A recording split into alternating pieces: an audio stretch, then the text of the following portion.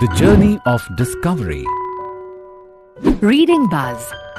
There may be a few people in every country who have never visited another country, never seen the sea or the mountains, never traveled by an airplane, and perhaps never even read of the world beyond their home limits.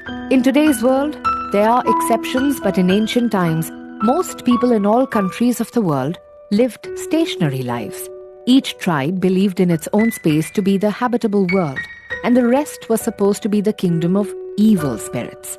Fiery air that could not be breathed, where the atmosphere was full of heat and the seas were full of ice. But in the midst of this world full of suspicion and narrow-minded beliefs, there were men with daring and some knowledge of the seas who sailed from their native countries to other lands as explorers. One of the earliest among this band of men was Columbus, who set out to reach the east, but reached the west instead. He found his sea voyage barred by a landmass totaling nearly 17 million square miles, a continent that was 4 times the size of Europe. He called the islands where he had landed West Indies, and died believing that he had discovered the unknown shores of India. Even when the French explorer La Salle reached America several years after Columbus, he was still in quest of the east, which Columbus thought he had reached. That is why when he reached up the St. Lawrence River in Canada and came across a waterfall, he exclaimed that it was the waterway that led to China. He gave the falls the name Lachin Rapids, the China Rapids, which is used till today. Over the centuries, there are records of individuals who have sailed round vast seas and have left records of their travels that are landmark voyages of discovery for mankind. One of the grandest of such records is that of a sea voyage that was undertaken by the Phoenicians, people inhabiting Lebanon, Syria, in 600 BC. Necho, the then king of Egypt, had informed a band of Phoenician sailors. I believe it is possible to sail round Africa. Go and do it. The sailors had sailed down the Red Sea and the east coast of Africa. They had camped on the shores and had sown corn.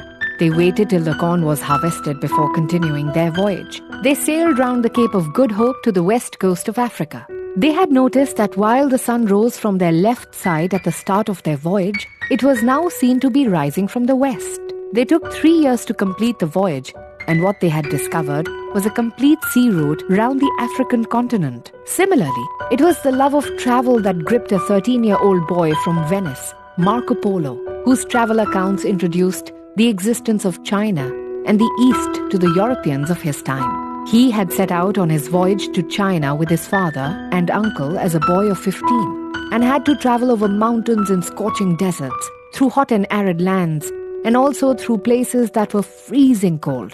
Though he had fallen ill several times, he did not give up and made the journey to China, where their party was received at the court of the great king Kublai Khan, and soon Marco rose to become the favorite of the Chinese emperor. Marco had soon mastered the Chinese language, and the emperor had sent him as his special emissary from China to Cochin, India, and other lands. Each of these travels served a dual purpose. Marco not only fulfilled the diplomatic duties that he had been sent on, but also regaled the emperor with the tales of the lands he had visited. In this way, the Chinese emperor became familiar with the way of people of those lands lived, their forms of trade, the terrain in those lands, and their big cities. The emperor was impressed with his Venetian-born ambassador, who brought back valuable information to his court. Besides the Chinese emperor, another man whose imagination was gripped by the accounts of Marco's travels was Christopher Columbus, who lived 200 years after Marco Polo. Reading the accounts of the journey made other sailors hanker after finding sea routes to the east, with Portuguese sailors leading this trend. A part of this heightened interest was because the port of Madeira had been discovered in 1420, and the voyagers from there set out for Africa in search of trade. One such enterprising sailor was Bartholomew Diaz. He had set sail in 1426 with 2 vessels and had reached the Cape of Good Hope when his sailors had mutinied and forced him to turn back his vessels. When the next Portuguese expedition was equipped for a voyage along the same coast, it was Vasco da Gama who was the leader, while Bartholomew Diaz was second in command. The two men had fallen out at sea, and Diaz had been turned back by Vasco da Gama. Luck was on Gama's side, for the success of the Spanish fleet against Columbus had spurred the Portuguese to try and find a sea route to the east. In 1497, Vasco da Gama, with 3 ships at his command, had set out for India after going round the Cape of Good Hope. He had encountered terrible storms and his crew had begged him to return back. But Vasco da Gama stoutly declared, I will never go back until I have set foot in India. His sailors did not like the idea and planned to kill him. He found out about the plot on time and put the men in chains and took over the command of the ship. Soon they reached the Indian Ocean and Vasco da Gama sailed along the east coast of Africa. He was fascinated with the great cities he saw.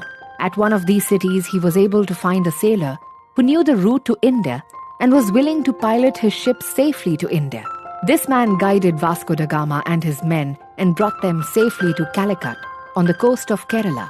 Vasco da Gama met the Zamorin, the ruler of Calicut, and after an exchange of gifts, he sailed back to Portugal.